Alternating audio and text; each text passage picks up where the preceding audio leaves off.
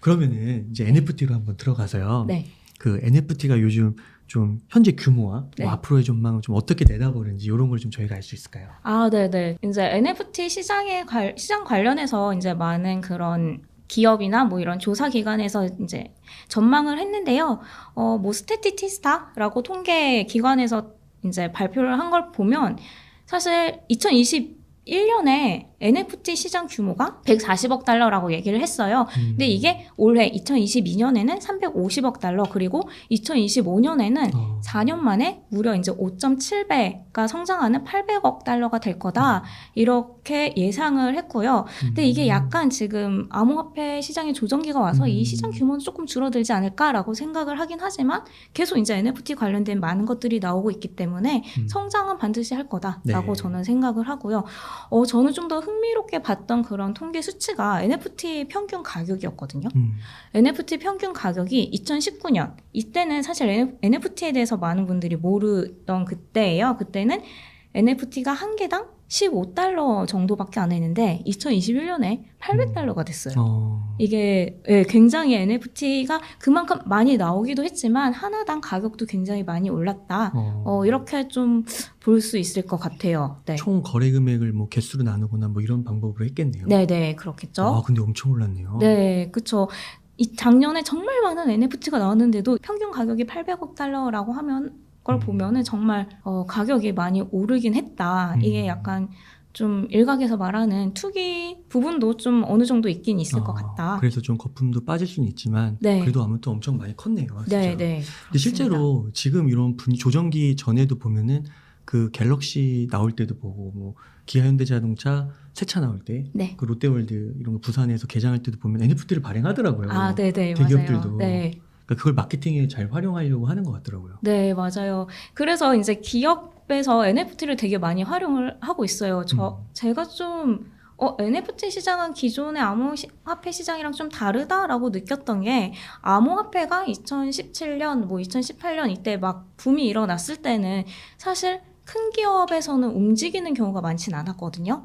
근데 이 NFT 같은 경우에는 이런 큰 기업, 우리가 이미 알고 있는 대기업에서도 이 NFT를 활용하는 사례를 좀 많이 볼 수가 있었어요. 네. 이제 뭐 대표적인 사례가 이제 웅달님께서 말씀하신 그런 갤럭시라던가 뭐 롯데 그런 사례도 있고, 또 특히나 나이키 같은 경우에는 이 NFT를 만드는 스타트업 알티팩트라는 회사가 있는데 이 회사를 직접 인수를 하기도 했고요. 네. 왜냐면 이제 나이키가 직접 NFT를 하기에는 뭔가 뭐 역량이 부족하다고 느꼈을 수도 있고, 기업 문화가 다를 수도 있을 것 같고. 네, 그쵸. 그러다 보니까 이제 이미 잘하고 있는 기업을 빨리 인수를 해서 빨리 적용을 해보자, 약간 이런 전략을 썼던 것 같아요. 그래서 알티팩트를 인수를 했고 올해 6월에 이 스니커즈 NFT를 만들어서 판매를 했어요. 그래요? 이게 또 굉장히 이제 주목을 받았었는데, 사실 이 알티팩트에서 만든 이 NFT 프로젝트가 이 스니커즈 NFT만 있는 게 아니라 전반적인 메타버스를 지금 하나씩 만들어 가고 있거든요. 그래서 NFT 아바타를, 클론X라는 NFT 아바타를 먼저 출시를 했었고, 그 다음에 스니커즈 NFT를 출시를 했고, 또 이제 계속 뭔가 메타버스 안에서 활용할 수 있는 이러한 것들을 하나씩 만들어서 이제 출시를 할 걸로 보고 있어요. 와, 6월 5일자 기사네요. 네, 그렇죠. 되게 최근이네요. 네, 최근에 이거를 판매를 해서 굉장히 좀 주목을 많이 받았어요. 7분 만에 300켤레. 네. 와, 많이 팔렸다. 네, 근데 이게 좀 NFT가 신기한 게, 뒤에서도 뭐 말씀을 드리긴 하겠지만, 이 아티팩트, 나이키의 스니커즈 NFT는 이제 기본 모양의 NFT를 하나를 만들고, 기본 모양의 스니커즈 NFT를 꾸밀 수 있는 뭔가 특별한 또 NFT 장치를 또 두 개를 만들었어요. 그래서 네. 이 두 개를 합치면 이 기본 모양의 스니커즈가 예쁜 디자인으로 이렇게 변신을 하는 그러한 이제 구조로 만들어서 이제 사람들이 좀 더 재미를 느낄 수 있게 했었죠. 그리고 또 이제 뭐 나이키뿐만 아니라 아디다스에서도 NFT 프로젝트 중에서 가장 유명한 데가 BAYC거든요. 여기랑 이제 협력을 해서 NFT 3만 개를 만들어서 또 판매를 했었고, 스타벅스도 NFT 사업을 하겠다. NFT를 가지고 뭘 하겠다, 이렇게 발표를 했었죠. 요거 스타벅스 제가 네. 아는 지인분이 네. 그 한 달 전인가? 네. 여기 가서 강연하셨어요. 아, 그래요? CEO 강연. 아, 진짜요? 아니면 NFT 강연해달라고 그랬어요. 아, 가셔서 하셨대요. 네. 요즘 그런 기업에서도 NFT 그러니까요. 관련된 강연 요청을 굉장히 많이 하고 이런 교육 자료나 이런 것도 많이 요청을 하고 있더라고요. 네, 그래서 제가 책도 내게 됐죠. 이제. 확실히 하는 것 같아요. 네. 그러니까 제가 어떤 느낌을 받냐면 한 5년, 6년 전에 네. SNS 마케팅 아. 그래서 페이스북, 뭐 인스타그램은 좀 나중에 나왔지만 뭐 유튜브, 네이버 블로그 이런 거 하다가 네. 지금은 이제 SNS 마케팅이 아니라 네. NFT 마케팅 네. 이렇게 좀 바뀔 것 같다는 네, 그런 생각이 맞아요. 들더라고요. 네. 되게 정확히 보셨는데, 뒤에서도 이제 NFT 마케팅 사례를 설명을 드리긴 하겠지만, 이 분야가 굉장히 핫하고, 이제 기업 같은 경우에는 뭔가 NFT 서비스를 직접 출시를 한다기보다는 이거를 활용해서 우리 기업만의 찐팬 문화를 만들고 싶다. 이 NFT를 통해서 커뮤니티를 만들고 싶다. 이러한 좀 니즈가 많이 있는 것 같아요. 네. 한간에서는 또 이렇게 NFT가 너무 주목을 받다 보니까 이게 투기가 아니냐? 약간 이런 얘기도 많이 나오잖아요. 그래서 좀 실제 가격을 좀 가져와 봤는데요. BAYC 3749 이 사례를 가져왔는데 이 BAYC가 처음에 NFT를 딱 출시를 했을 때는 가격이 0.08이더였어요. 근데 이게 작년 9월에 742더까지 올랐거든요. 네. 거의 한 9,000배 오른 오른 거죠. 야, 그 배로 얘기하니까 확 와닿네요. 그쵸. 이 BAYC가 출시가 된 게 작년 4월이었거든요. 근데 막 한 5개월, 6개월 만에 9,000배가 오르는 게 사실 이성적으로는 이해가 안 가는 그런 분위기긴 한데, 네. 이 정도로 오르기도 했었고, 이게 BAYC 3749만의 그런 가격 상승이 아니라, 저게 번호죠?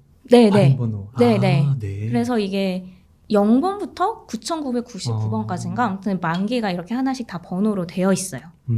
네, 그래서 그 BAYC 총 만 개의 평균 가격 추이를 보면은 확실히 작년에 계속 끝없이 올랐던 걸 볼 수 있고, 그래도 이 BAYC 같은 경우에는 뭔가 계속 이들이 로드맵을 따라서 열심히 활동을 하고 있기 때문에 이렇게 가치가 있다, 어느 정도 쓰임새가 있다라고 해서 가격이 오르는 게 좀 이해는 가긴 하지만 사실 이렇지 않은 NFT 중에서도 끝없이 가격이 오르는 경우도 있거든요.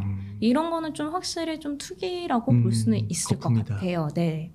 NFT는 정말 뭐 디지털 쪼가리다, 뭐 쓸데없다, 뭐 무형의 가치다 이렇게 말씀을 하시는 경우도 많은데 NFT 자체가 워낙 많기 때문에 그 중에서 정말 가치가 없는 그러한 부분도 분명히 있고 또 어떤 부분은 뭐 BAYC나 뭐 다른 것처럼 정말 많이 활용될 수 있는 그런 NFT도 있다라는 거를 좀 염두에서 다각도로 좀 보셨으면 좋겠어요. 그러니까 이런 거 보면은 네. 전 참 그런 생각이 드는 것 같아요. 그러니까 어느 한쪽으로 완전히 쓸모없다. 네. 완전 영으로 보시는 분하고 네. 또 어떤 분은 NFT가 막 또 극단적으로 이렇게 네. 좋게 보시는 다 이렇게 긍정적으로. 그러니까 그 중간에서 네. 말씀하신 대로 잘 되는 것과 안 되는 거를 확실히 우리가 공부를 해서 알아서 네. 잘 이렇게 변화에 대응하는 게 좋지 않나. 네, 맞아요. 너무 이렇게 안 되고 거품이고 이거 이제 망한다 다 이제 드디어 때가 왔다 이러면 네. 앞으로 그게 없잖아요. 희망도 없고. 네, 맞아요. 말씀하신 것처럼 저도 그러네. 네. 옥석 가리기네요. 하시려고 하셨구나. 네. 말씀하신 것처럼 네. 저도 되게 그 말씀에 공감을 하거든요. 그래서 이제 사실 지금 좀 NFT 침체기가 왔어요. 작년에 워낙 이게 많이 뜨다 보니까 정말 뭐 말도 돼도 안 되는 그런 NFT도 많이 나왔고, 그래서 이제 지금 침체기가 왔고 침체기가 오다 보면은 이 중에서는 이제 정말 많은 숫자들은 사라질 수밖에 없을 거예요. 그래서 NFT 옥석 가리기가 시작됐다라고 많이 말씀을 하시고요.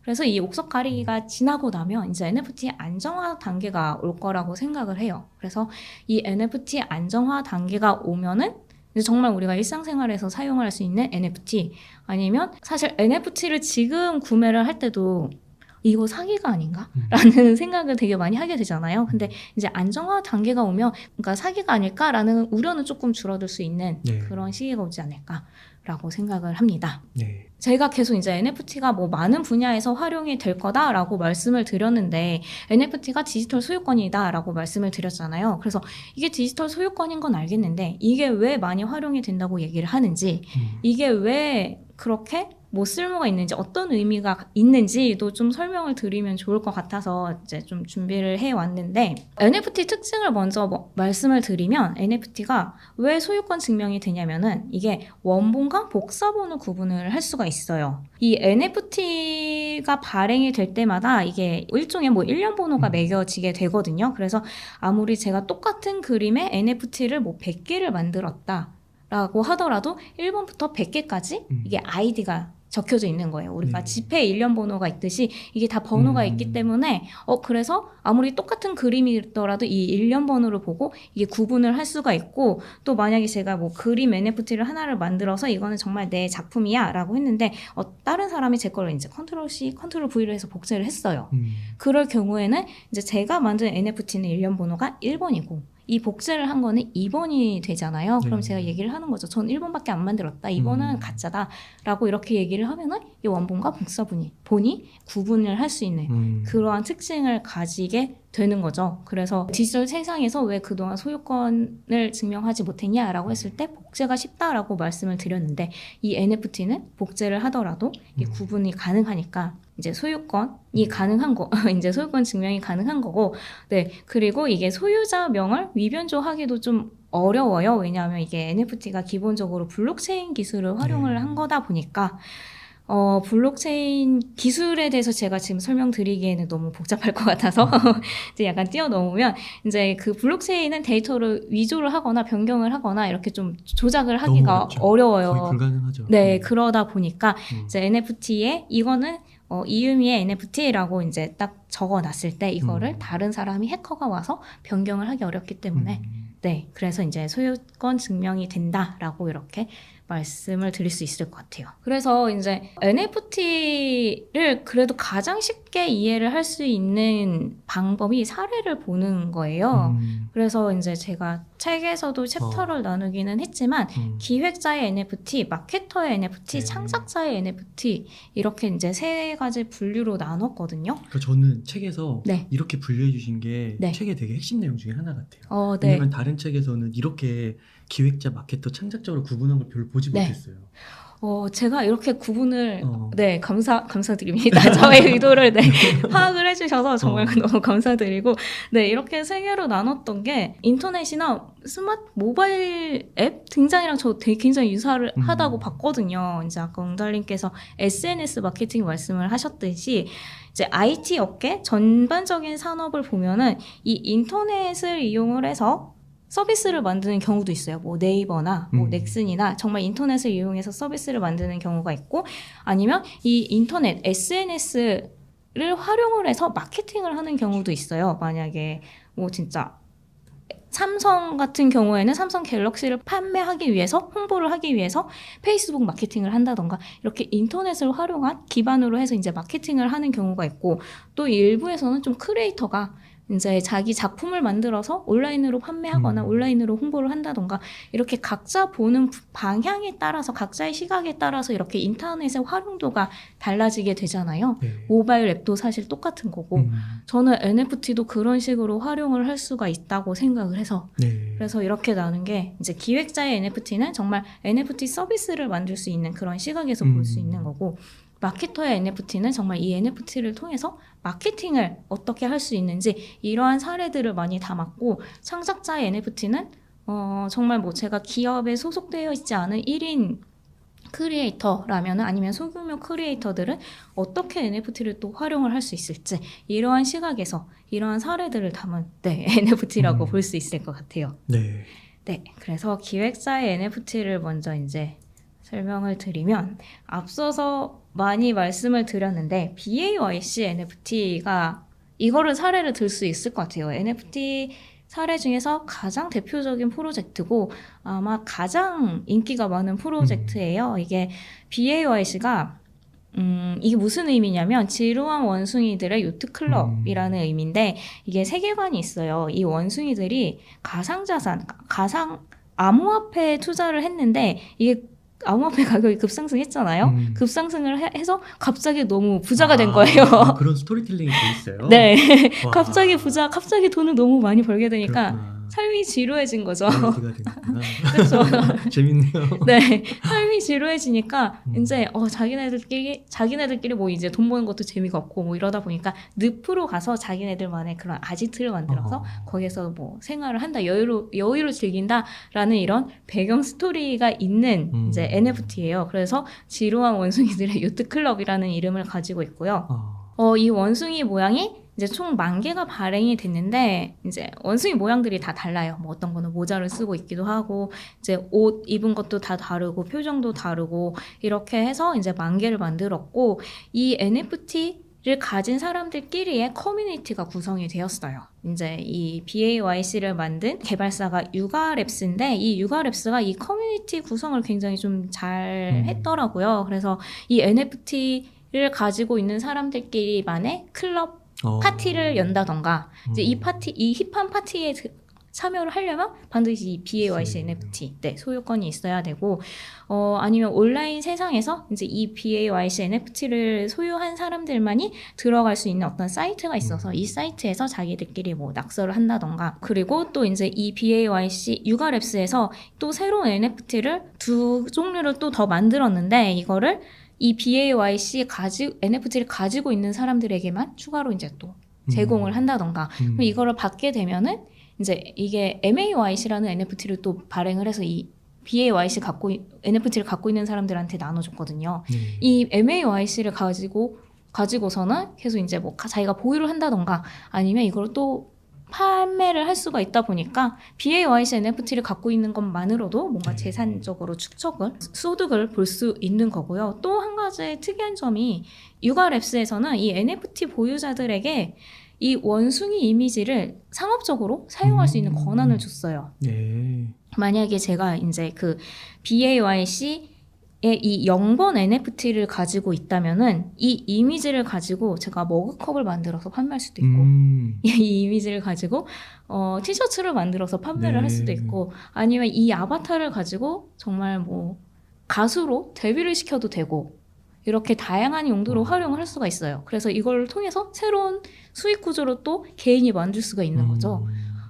이런 식으로 좀 되게 다양하게 만들었더라고요. 가장 대표적인 사례가 BAYC 중에서 1798이 있는데 이 1798을 가진 소유자는 이 BAYC 원숭이에다가 젠킨스라는 이름을 붙였어요. 그리고 이 젠킨스는 가난한 집안에서 태어났는데 이제 이 원숭이들이 늪에 들어가서 이제 자기들만의 아지트를 만든 거잖아요. 여기서 이제 이들의 그런 사건 사고를 해결을 해주고 뭔가 뒤처리를 해주는 그런 관리인의 역할을 하는 원숭이인 거예요. 그렇게 이제 오랫동안 업무를 해오다가 이제 은퇴를 해서 자기 회고록을 쓰는 거죠. 그런 이제 설정을 가진 이제 캐릭터인데 이제 회고록을 쓰는데 이 1798 젠킨스 NFT를 가지고 있는 이 사람이 또 새로운 NFT 프로젝트를 만들었어요. 라이팅스 룸이라고 해서 이제 이 회고록을 쓰는데 라이팅스 룸 NFT를 만들어서 판매를 했는데 라이터스 룸 NFT를 보유한 사람들이 이 회고록을 쓰는데 참여를 할 수가 있는 거예요. 뭔가 나는 이런 스토리를 갖고 있어서 이런 스토리를 여기에 추가를 했으면 좋겠어. 이런 식으로 또 하나의 NFT 프로젝트를 만드는 것이죠. 그렇구나. 네. 그래서 이게 BAYC는 계속 이 BAYC를 통해서 계속 뭔가 새로운 세계관들이 뻗어나갈 수 있는 그런 설정이다. 되게 비슷하네요. 그 이더리움 생태계에서 NFT를 사업하는 사업자들이 나타나는 거잖아요. 그게 이제 뭐 유가랩스 같은. 근데 그 가운데서 또 그 BAYC 10,000개가 발행되는데 그 위에서 또 파생돼가지고 계속 나무 트리처럼 뻗어나가는 거네요. 네네, 맞아요. 와. 그게 정말 NFT의 특징이기도 하고 그게 정말 이더리움 블록체인의 특징이기도 해요. 뭔가 끝없이 펼쳐나갈 수가 있고 이러한 코드들이 사실 블록체인의 철학이 오픈 철학인 거거든요. 알고리즘도 다 공개가 되고 이러다 보니까 내가 뭔가 새로운 아이디어만 있으면 가지고 와서 쓸 수가 있어요. 야, 그러니까 이게 어떻게 보면은 그 과거에 인터넷 전에 그 제조업으로 보면 SCM 같이 물건 생산자부터 소비자까지 그 SCM 단계가 있잖아요. 서플라이 체인. 비슷하게 가상 세계에도 이런 서플라이 체인이 만들어질 수도 있겠네요. 네네네. 야, 그렇구나. 네, 그래서 재밌네요, 예. 이렇게 되게 재밌는 세상이 계속 펼쳐지다 보니까 그래서 이더리움은 죽지는 않을 것 같다라는 생각을 네, 하게 되더라고요. 네. 재밌잖아요. 이렇게 네. 여기에 참여하는 사람들도 많고 뭐 그러다 이더리움 보니까 투자자분들 너무 좋아하실 것 같아요. 네. 그렇다고 또 막 너무 사라고 이렇게 제가 유도를 하는 건 아니고 아무튼 그래서 이 BAYC가 또 NFT만 하는 게 아니라 조금 이제 NFT로 벗어난 내용이기도 한데 이제 이 유가랩스에서는 이 커뮤니티를 좀 더 키우고 싶은 거예요. 왜냐하면 BAYC NFT는 만 개다 보니까 이 만 개의 보유자 말고 또 조금 더 큰, 좀 더 이제 그런 커뮤니티를 만들고자 해서 에입 토큰이라는 걸 발행을 했어요. 이게 일종의 뭐 암호화폐인데 이거를 가지고 다오라는 커뮤니티를 이제 구성을 해서 이게 에입 토큰이 일종의 주식이랑 좀 비슷하다고 보시면 돼요. 이제 이 에입 토큰을 가지고 있으면 에입 다오에서 뭔가 이루어지는 중요한 의사결정에 자기가 뭐 참여를 할 수도 있고 뭔가 우리 다오는 이러한 방향으로 갔으면 좋겠어 이렇게 제안을 할 수도 있는 거고 네, 이러한 식으로 좀 BAYC를 만든 유가랩스는 뭔가 좀 점점 더 좀 확장하고 있다. 이렇게 또 만약에 기업에서 이런 NFT를 만들고 싶다 이러한 신사업을 하고 싶다라고 하면은 우리는 NFT를 한 5,000개만 발행을 했는데 너무 적은 거 아니야? 라고 했을 때 뭔가 이런 토큰을 활용을 할 수도 있고 아니면 또 다른 세계관을 통해서 계속 무한히 확장해 나갈 수 있다라는 거를 대표적으로 보여주는 사례가 이 BAYC인 것 같아요. 네, 그래서 기업에서는 이제 뭐 기획사라던가 이런 분들은 꼭 이 BAYC 사례를 많이 좀 알고 연구를 하고 가셨으면 좋겠다라고 생각을 하고 있습니다. 그러네요. 이게 NFT부터 시작해서 그 에입 토큰까지 그 기획자가 사실 그 어떤 제품을 만들기 전에 구상하듯이 아이디어 회의하듯이 구상을 해서 이걸 하나하나 실천해 가는 거잖아요. 네. 그래서 유가랩스가 궁극적으로 뭐 어떤 세계를 만들지는 아직은 모르긴 하겠지만 이들이 이렇게 하나씩 발표해 나가는 거를 조금씩 계속 팔로우업해 나가다 보면 세상이 이렇게 변하고 있구나라는 거를 좀 다른 사람보다 빠르게 알 수 있을 것 같아요. 또 그 다음 사례가 더 샌드박스예요. 이게 혹시 로블록스라는 게임 아시나요? 네. 이제 로블록스 안에서 자기가 게임 만들어서 거기서 뭐 수익을 창출할 수도 있고 이런 건데 그런 로블록스랑 비슷하다고 보시면 돼요. 이 더 샌드박스 대신 다른 점이 있다면 이 더 샌드박스는 뭐 땅이라던가 아이템이라던가 이런 거를 NFT로 만들어서 이제 활용을 하고 있고요. 그래서 이 샌드박스에서는 땅이 있어요. 그래서 이 땅도 사실 다 NFT로 만든 거기 때문에 우리가 이제 실제 부동산 등기부 등본이 있듯이 NFT도 그러한 이 가상 공간에서 더 샌드박스에서 그러한 역할을 하고 있고 그 더 샌드박스에서 많은 땅들이 많이 팔렸어요. 그러네요. 이게 다 샀다는 거잖아요. 네네네. 그래서 이렇게 보시면 뭐 아타리라는 그림도 있고 이제 뭐 되게 다양한 기업들의 마크가 붙여져 있는데 이게 기업에서 산 경우에 이렇게 좀 자기네들의 로고를 붙여놨어요. 그래서 여기서 기업이랑 브랜드들이 굉장히 많이 관심을 갖고 있기는 해요. 여기다 땅을 사서 자기 브랜드만의 뭐 테마파크를 만들 수도 있는 거고 여기서 뭐 그런 뭐 갤러리를 만들 수도 있는 거고 이렇게 브랜드들은 그런 식으로 활용을 할 수가 있고 또 개인 같은 경우에도 여기서 큰 규모의 땅은 아니더라도 작은 규모의 땅이라도 자기가 사서 그 땅에다가 자기만의 집을 지을 수도 있는 거고 자기만의 뭔가 꿈꿔왔던 뭐 그런 테마파크를 만들 수도 있고 아니면 여기다가 공원을 만들 수도 있고 여러 가지 활동 아니면 여기 안에서 게임을 만들 수도 있는 거고 여러 가지 활동을 할 수 있는 그런 NFT 기반의 메타버스 플랫폼도 많이 나오고 있어요 최근에. 그러면은 저기 부동산을 이제 확대해서 들어가서 보면은 이제 아까처럼 그 처음에 보여주셨던 그 샌드박스 그 그림처럼 이제 쭉 나오는 거고 거기 들어가서만 보는 사람들한테 뭐 입장료를 받을 수도 있는 거고 그럼요. 그런 식이 되는 거죠? 네.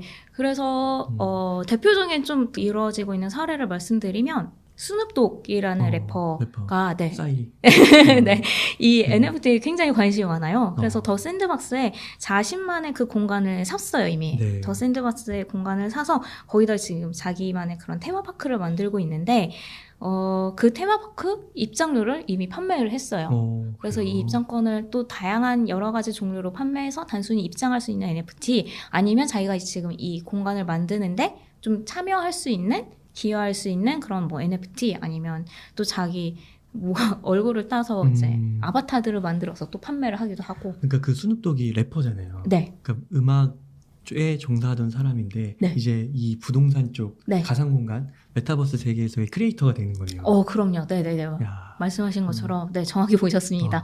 자기 아바타를 만든다던가 자기가 디자인 뭐 차를 만든다던가 그렇게 하고 그 더 샌드박스 공간에서 이제 공연도 하기도 네. 하고. 그러네요. 네. 이렇게 좀 다양하게 활용을 하고 있어요. 네. 그래서 더 샌드박스에서 땅뿐만 아니라 이런 아이템, 뭐 더 샌드박스 위에 지어지는 건물, 나무, 아바타 이런 것도 다 NFT로 만들어지고 이게 있습니다. 다 샌드박스 아이템들이에요? 네네네.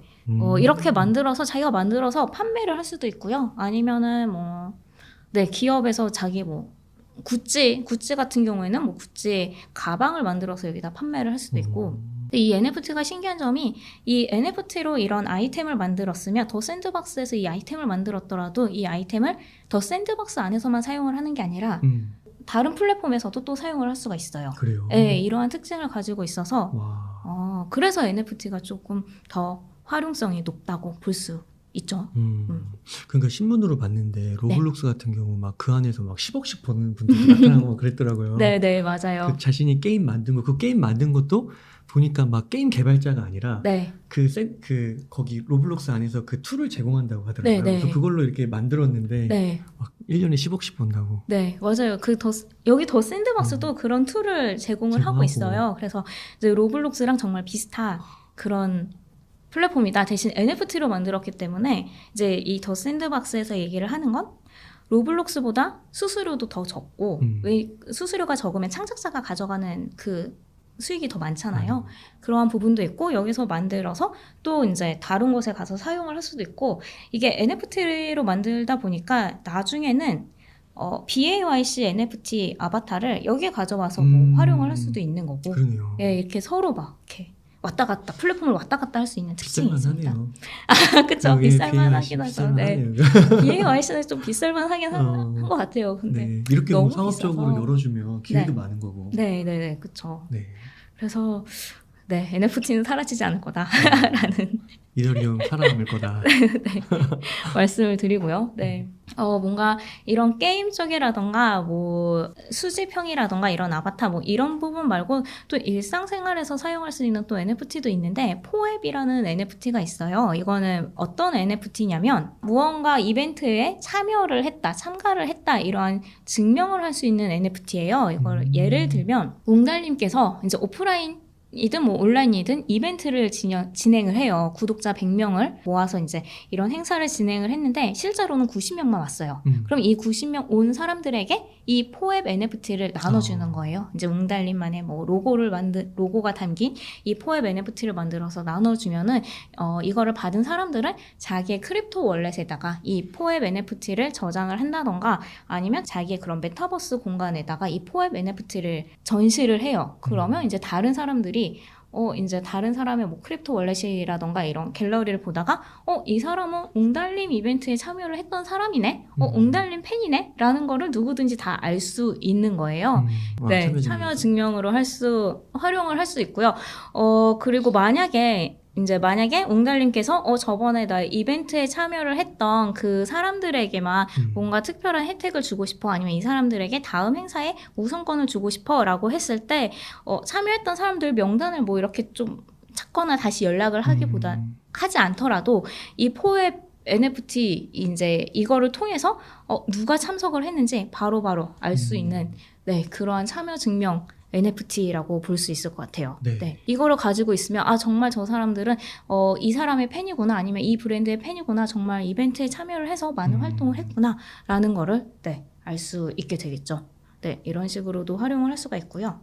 다음은 이제 마케터의 NFT라고 해서 이제 마케팅으로 많이 활용을 했던 사례를 좀 가지고 와봤어요. 가장 대표적인 게 저는 아디다스의 그런 프로젝트도 되게 흥미롭게 봤는데 아디다스에서 메타버스 속으로라는 프로젝트를 진행을 하는데 여기서 이제 좀 NFT를 하나씩 발행을 하더라고요. 가장 처음 이제 발행을 했던 게 그 BAYC랑 같이 협력을 해서 이 아디다스에서 BAYC의 NFT를 하나를 구매를 했어요. 그래서 얘를 이제 아디다스의 그런 캐릭터로 꾸민 거죠. 이제 캐릭터를 총 이제 3개를 만들어서 3만 개를 판매를 했는데 이 NFT를 가지고 있는 사람들에게는 아디다스의 실물 상품을 이렇게 좀 무료로 제공을 하기도 하고 나중에 아디다스도 더 샌드박스의 그 공간을 샀거든요. 그래서 거기서 이제 뭔가 자기들만의 테마파크라던가 메타버스 공간을 만들면 그 공간 안에 입장을 할 수 있는 입장권 역할을 할 수도 있고, 네.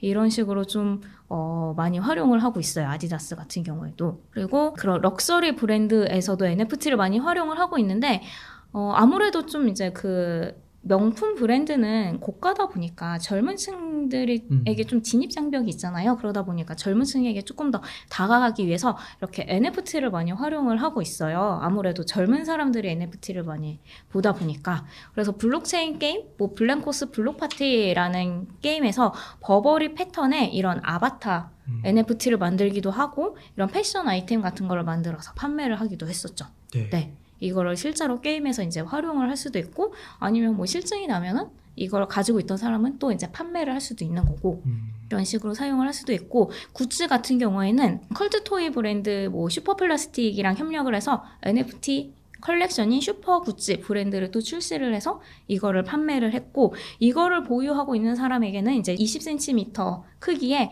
실제 세라믹 도자기 를 증정을 해주기도 하고 좀 약간 명품 브랜드라던가 이런 패션 브랜드에서는 이런 식으로 자기네들의 디자인을 많이 활용한 이런 NFT를 많이 만들면서 우리는 이러한 디자인 철학을 갖고 있어 아니면 뭐 사람들에게 우리는 이런 디자인 패턴을 갖고 있어 이런 거 좀 익숙하게 많이 익숙해지도록 많이 만들고 있어요.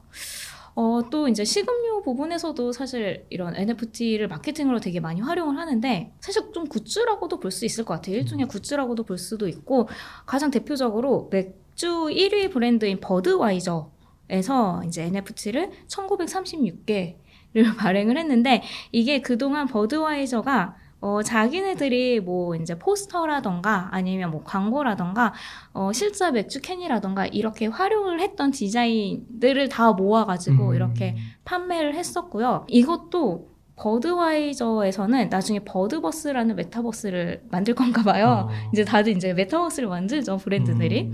이제 이 버드버스에 입장할 수 있는 그런 입장권으로 활용을 한다던가 아니면 뭐 또 다른 이 NFT를 가지고 있는 사람들은 버드와이저의 찐팬이야 라고 이제 여겨서 뭔가 또 다른 혜택을 제공을 한다던가 이렇게 할 수가 있어요. 네. 그래서 네. 진짜 무슨 뭐 영화관 같은 데서 하면 뭐 팝콘 무제한 제공 뭐 이런 것도 할 수 있겠네요, 나중에. 네. 그쵸. 브랜드 입장에서는 사실 구매자가 누구인지는 이제 좀 대략적으로는 알 수 있겠지만 누가 우리 브랜드의 찐팬일까? 그렇죠. 라는 고민을 항상 하잖아요. 네. 근데 이 찐팬이 누구인지를 좀 판단할 수 있는 그런 좀 기준이 NFT가 될 수도 있지 않을까? 찐팬 증명서. 네. 같은 느낌으로. 네. 그러다 보니까 정말 찐팬에게는 뭐든지 좀 많이 맞아요. 제공을 해주고 싶잖아요. 그리고 찐팬들만의 그런 커뮤니티를 만들어서 자신들의 그런 브랜드 철학을 좀 더 자세하게 설명을 해준다던가 다양한 이제 활동들을 할 수가 있는데 그래서 이런 NFT를 많이 활용을 하고 있어요. 그리고 NFT를 통해서 이제 자기네들의 뭐 이미지를 구축을 할 수도 있는데 버드와이저 같은 경우에는 로열티 NFT라는 거를 만들었어요. 이거를 이제 신인 뮤지션 22명이랑 같이 이제 만들어서 판매를 했는데 이 신인 뮤지션의 NFT를 판매를 하면 이 구매한 사람들의 돈이 이제 들어오잖아요. 그게 수익금으로. 이 수익금은 신인 뮤지션을 이제 후원하는 데 다 활용이 되는 거죠. 그래서 버드와이저 입장에서는 우리는 이렇게 신인 뮤지션들을 이렇게 후원하는 브랜드야 라는 이미지도 구축을 할 수 있고 이걸 구매한 구매자 입장에서는 나는 이 신인 뮤지션을 옛날부터 이제 후원을 해왔던 정말 찐팬이야 라는 거를 증명을 할 수도 있는 거고 또 이 NFT를 가지고 있는 좀 높은 등급의 NFT를 가지고 있는 사람에게는 정말 뭐 화상 채팅을 할 수 있는 그런 기회를 줄 수도 있는 거고 그런 용도로 많이 활용을 하고 있습니다. 그러니까 이게 그 약간 그 기부증서랑 조금 차별화될 수 있다는 생각이 드는 게 네. 만약에 저런 거를 발행했는데 그 가수들 중에서 신진 가수들 중에서 데스타가 나온 거예요. 네. 그럼 그 데스타가 그때 그 기부증을 발행한 사람들을 대상으로 네. 오픈 모임을 할 수도 있잖아요. 네, 그렇게 할 수도 있어요. 그러니까 뭔가 이렇게 딱 증명이 화려하게 되잖아요. 네. 되게 뭔가 또 SNS 공간에서 이렇게 다른 사람에게 공유할 수 있고 네, 자랑할 수 있을 만한 네. 와 이거 엮이면은 굉장히 네. 파급력이 클 것 같은데요. 네, 그래서 저는 사실 이제 사례는 담지 않았지만 NGO 단체에서도 많이 활용할 그러니까요. 수 있을 것 같아요. 왜냐하면 네. 나 이러한 NGO에 기부를 했어라고 했을 때 지금은 뭔가 증명할 수 있는 길이 많지가 않은데 내 지갑에다가 크립토 월렛에다가 그 NFT 증명을 딱 기부 증명서가 있으면 누가 보든지 이 사람은 이러한 기부 활동을 하는구나, 이 사람은 이런 생각을 갖고 있구나 라는 걸 볼 수도 있는 거고 네. 또 NGO 단체 입장에서는 자금이 블록체인을 활용을 한다면 투명하게 돌아가다 보니까 맞아요. 뭔가 이제 사실 좀 불투명한 부분이 그렇죠. 많이 공격을 많이 문제점으로 받죠. 네, 네. 그게 됐었잖아요. 그것도 좀 더 투명하게 이제 증명이 될 수 있고 이런 식으로 활용이 될 수 있을 것 같다라고 봤어요. 또 한 가지 되게 재밌는 사례를 갖고 왔는데 레스토랑에서 NFT를 발행을 하는 경우도 있어요. 아직 오픈하지도 않은 레스토랑인데 미국 뉴욕에 있는 플라이피시 클럽이라는 되게 고급 일식 레스토랑이에요. 아직 오픈을 안 했는데 여기서는 NFT를 먼저 발행을 해서 판매를 했어요. 이미 거래가 되고 있고. 근데 이 고급 일식 레스토랑에 입장을 하려면 이 NFT를 무조건 갖고 있어야 돼요. 이 NFT가 없으면 들어갈 수가 없어요. 그래서 이 NFT를 가지고 있어서 예약을 해서 들어간다고 해서 음식을 또 무료로 먹을 수 있는 것도 아니고 음식 비용은 또 이제 추가로 내야 되거든요. 그러니까 이게 일종의 뉴욕에는 그런 소셜 클럽이 굉장히 많잖아요. 뭐 미국 드라마 애나 만들기를 보면 정말 그 뉴욕 사람들은 높은 돈을 지불을 해서라도 그 부유층들의 그런 클럽에 들어가고자 하는 그런 니즈들이 많이 있더라고요. 그런 거와 좀 유사한 일종이 아닌가라고 생각이 들어요. 왜냐하면 이 플라이피시 클럽 NFT 가격만 해도 정확한 가격은 지금 제가 모르겠는데 결코 적은 금액이 아니거든요. 근데 이 NFT를 갖고 있는 것만으로 해서 이제 나는 이 클럽의 회원이야라는 걸 이제 증명을 할 수도 있는 거고 가서 이제 뭐 소규모 모임을 할 수도 있는 거고 이런 식으로 만들어서 이제 활용을 하는 그런 일종의 소셜 클럽 아니면 레스토랑 NFT를 만들어서 판매를 하는데 제가 느끼기에는 이게 이러한 고급 레스토랑을 이제 창업을 하는 방법 중에 하나가 또 될 수 있겠다라고 생각을 했어요. 그럴 것 같아요. 네. 이게 보통 그 고급 이런 거 소셜클럽 보면은 회원비를 내잖아요. 근데 네. 그게 되게 액수가 크잖아요. 네. 근데 그렇게 말하는 것보다 우리 NFT를 이렇게 발행하고 또 회원비는 이렇게 광고하는 거 보면 이렇게 신문에 좀 많이 나오는 것 같은데 네. 이런 거는 이제 뭐 오픈시나 네. 뭐 이런 NFT 마켓 큰 곳에서 되게 대중적으로 이렇게 할 수가 있잖아요. 네네. 그러면 자연스럽게 또 거기서 퍼져나가고 네. 그러니까 되게 세련된 회원권을 판매하는 그런 느낌도 나요. 맞아요. 되게 세련된 회원권을 판매를 하고 재미있는 게 이 회원권이 대여도 돼요. 그러니까 이게 회원권이 또 가격이 계속 경매로 올라갈 거 아니에요. 네네네. 투자 가치도 있는 거고. 네, 투자 가치도 있고 대여도 되기 때문에 내가 뭐 플라이피시 클럽에 한 달 동안 가지 않을 것 같아라고 하면은 높은 돈을 주고 딴 사람한테 대여를 해줄 수도 있는 거고 또 레스토랑 입장에서는 초기에 레스토랑을 지으려면 돈이 많이 들어가잖아요.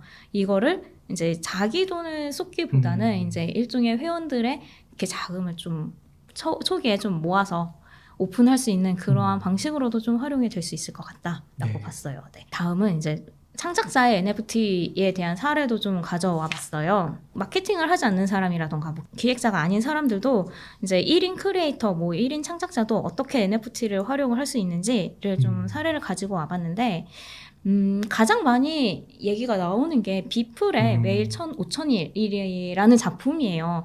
정말 이게 2021년 3월에 거의 약 800억 원이 판매가 됐죠. 정말 이게 NFT가 수면 위로 드러나게 된 그런 계기가 됐던 것 같아요. 이 이후로 이게 작품 하나가 사실 일반 사람들은 비플에 대해서 잘 몰랐었잖아요. 잘 모르는 이런 비플이라는 작가의 작품이 어떻게 800억 원에 팔렸지? NFT가 뭔데? 라고 해서 이제 이때부터 많이 얘기가 나왔던 것 같아요. 근데 이 비플이라는 작가가 사실 이제 일반 사람들은 잘 모르기는 하지만 이 디지털 미디어 시장에서는 원래 좀 유명하셨던 작가를 아티스트라고 하더라고요. 뭐 애플이라던가 삼성이라던가 뭐 이제 이런 기업이랑도 많이 작업을 하셨고 작품에도 또 스토리가 들어 있어요. 이 비플이라는 작가가 10년 동안 매일 한 작품씩 만들어서 이제 공개를 한 거예요. 이거를 10년 동안 모았더니 총 5천 개가 된 거고 이거를 이제 5천 개를 모아서 이렇게 판매를 한 스토리가 있었던 거죠. 사실. 그쵸, 하나하나가 다 매일 그렸다는 거잖아요. 그쵸. 저 하나하나가 다 작품이고 그쵸. 저 하나하나가 또 따로 판매가 되기도 하고 합쳐서 이렇게 판매가 되기도 하고 이런 식으로 좀 활용이 됐고 비플이라는 작가의 그 10년 동안 했던 것도 정말 대단한 스토리이기도 하죠. 네. 그쵸, 꾸준함, 성실함 이런 것도 네. 우리가 볼 수 있는 거고 네, 그쵸. 의미가 있네요. 네. 지금은 뭐 정말 그냥 NFT 그림 그려서 올리면 뭐 높은 금액으로 판매될 수 있어요.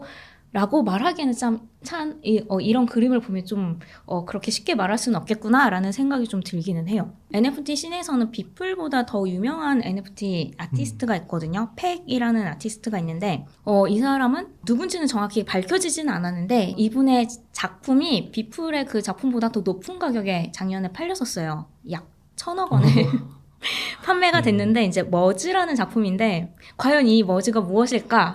라고 궁금증이 생기시잖아요. 그냥 저거예요? 저거예요. 그냥 정말 저 원 하나예요. 와, 근데 이게 좀 신기한 게 정말 NFT의 특성을 정말 잘 활용한 작품이에요. 왜냐하면 이게 그냥 저 하나의 딱 작품으로 만들어진 게 아니라 이 팩이라는 작가가 저 작품을 처음에 공개를 하고 48시간 동안 저거를 구매하고 싶은 사람들은 마음껏 구매를 해라고 오픈을 했어요. 그래서 29,000명이 31만 개의 이제 머지라는 저 원 하나를 구매를 한 거죠. 근데 여기에 좀 특별한 구조가 들어간 게 저 원은 질량을 의미하는 매스라는 단위를 가지고 있어요.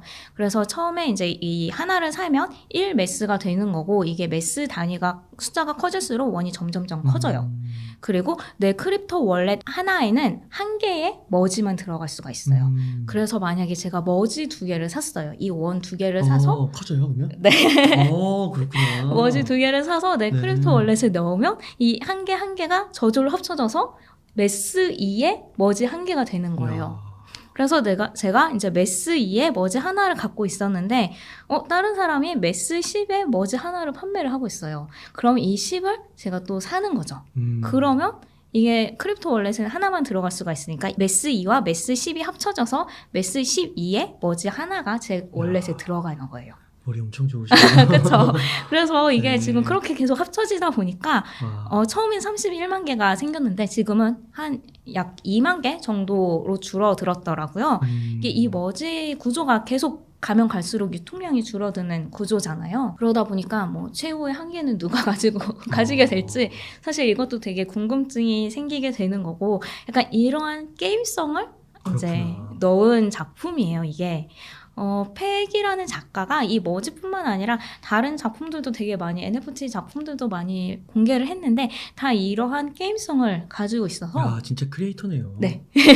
그래서 되게 재밌어요. 되게 어렵고 되게 신기하고 이렇게 사람이 생각을 할 수도 있구나. 이런 식으로 활용을 할 수도 있구나라는 창의성이 거를 끝판왕 같은데 진짜. 네, 맞아요. 네. 그래서 NFT에 관심이 있으신 분은 저는 정말 이 팩 작가, 팩 아티스트도 좀 많이 연구를 해보시면 좋을 것 같아요. 창작자뿐만 아니라 기업에서도 이 팩을 보시면 우리는 어떤 식으로 좀 재밌게 NFT 씬을 끌어갈 수 있겠구나, 선점할 수 있겠구나 이런 걸 좀 많이 배우실 수 있을 것 같아요. 다음으로는 음악 NFT도 가지고 와봤는데요. 사실 이것도 좀 되게 신기한 작품이라서 가지고 와봤어요.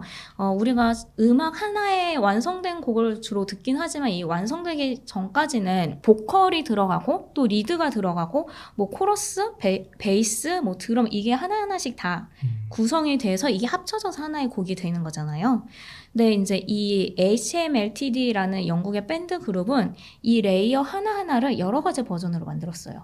이제 이 보컬을 한 5가지 버전으로 만들고 뭐 리드를 4가지 버전, 코러스를 5가지 뭐 이런 식으로 4개에서 5가지 버전으로 보컬, 리드, 코러스, 베이스, 뭐 드럼, FX 이거를 만들었어요. 이거를 만들어서 이제 마켓에 올린 거죠.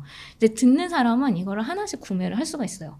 그래서 만약에 저는 뭐 보컬의 4번째 버전을 갖고 그리고 리드의 뭐 2번째, 코러스의 3번째 이거를 제가 원하는 대로 조합을 해서 내가 원하는 스타일의 하나의 버전을 만들 수 있는 거죠. 그러니까 그거 다 어울리는 거잖아요. 그러니까 어울릴 수도 있는 거고 안 어울릴 수도 있는 거죠. 네. 아, 그렇구나. 네. 네. 만약에 자기가 들어봤을 때 이거 되게 괜찮은 음악이야 라고 생각이 되면 이것도 하나의 NFT로 만들어 또 판매를 할 수도 있는 거고요. 그렇구나. 그 음악을 작곡을 좀 더 쉽게 할 수 있겠네요.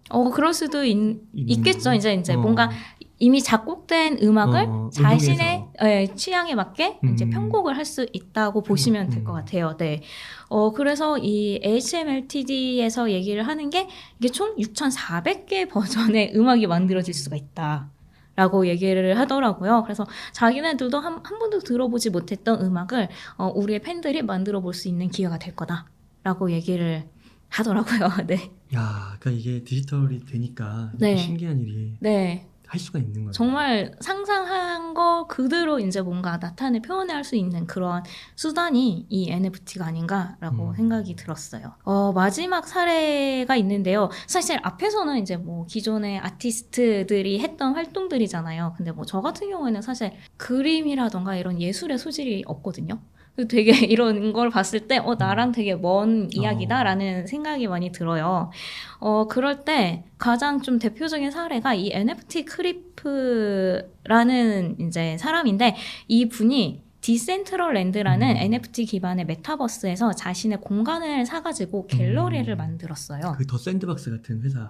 네, 디센트럴랜드. 맞아요. 네, 이제 디센트럴랜드도 더 샌드박스랑 유사한 그런 이제 플랫폼인데 거기에다가 이제 자신만의 갤러리를 만들어서 뭐 자기가 산 NFT 작품일 수도 있고 아니면 이 NFT에서는 자기가 사지 않더라도 다른 사람의 NFT를 가지고 와서 갤러리에 전시를 할 수가 있거든요. 그래서 자기 취향의 그런 작품들을 가져와서 나만의 공간에다 이렇게 전시를 하면은 만약에 이분의 좀 센스가 좋다면 사람들이 많이 와서 구경을 하겠죠. 뭐 이렇게 구경을 왔을 때 뭐 입장료를 받을 수도 있는 거고 아니면 정말 이제 신진 작가들이 와서 여기서 우리 거 좀 올려줘라고 이렇게 요청을 할 수도 있는 거고 여기서 이 갤러리에서 또 판매가 되면은 일종의 이 NFT 크리프는 일종의 뭐 수수료를 받을 수도 있고 아니면 홍보의 그런 장이 될 수도 있고 여기서 뭐 파티도 열고 일종의 이제 힙한 문화 갤러리로 만들어 가고 있더라고요. 이분은 큐레이터네요. 그런 역할이죠. 그러니까 그게 네. 작품 아트들을 이렇게 모았을 때 거기에 또 컨셉이 있어야 되잖아요. 네네네. 그러니까 그런 거를 해도 되는 거죠. 네, 작품 그럼요. 자체를 네. 못 만들더라도. 네, 네. NFT는 그게 열려 있다 보니까 그러한 활동들을 얼마든지 할 수가 있어요. 근데 뭐 이 NFT 크리프 같은 경우에는 뭐 지금 자기가 이런 활동을 하는 거는 이제 알려지지 않은 작가들을 많이 홍보를 해주고 더 많이 알려졌으면 좋겠다라는 이제 지원을 위해서 이런 활동을 하는 거기 때문에 지금은 뭐 수수료를 받지는 않는다고 이렇게 하더라고요. 근데 이거를 보고서는 또 다양한 나만의 방식으로 많이 NFT를 활용을 할 수가 있겠죠. 네. 이렇게 해서 좀 되게 다양한 NFT 사례들을 네. 많이 가지고 와봤는데요. 이거를 통해서 그러니까 NFT가 뭔지 모르겠어, 어디다 써야 될지 모르겠어 라고 생각이 들었을 때 이런 좀 다양한 사례들을 보고 많이 활용을 하면 될 것 같아요. 네. 지금 팔리는 NFT. 그러니까 이 책의 되게 차별화 포인트가 네. 이 기획자, 마케터, 크리에이터 이렇게 딱 나눈 부분. 네. 그러니까 아까도 앞서서도 조금 언급드리긴 했지만 그 SNS라는 거, 그 네. 초창기에 사실 뭐 SNS 마케팅, 마케터 이런 용어 없었거든요. 네. 근데 그게 시대가 지나면서 자연스럽게 개념이 나오면서 그 분야의 전문가가 나왔고 그게 또 기업하고 연결되면서 세일즈가 되면서 좀 활성화가 된 건데 네.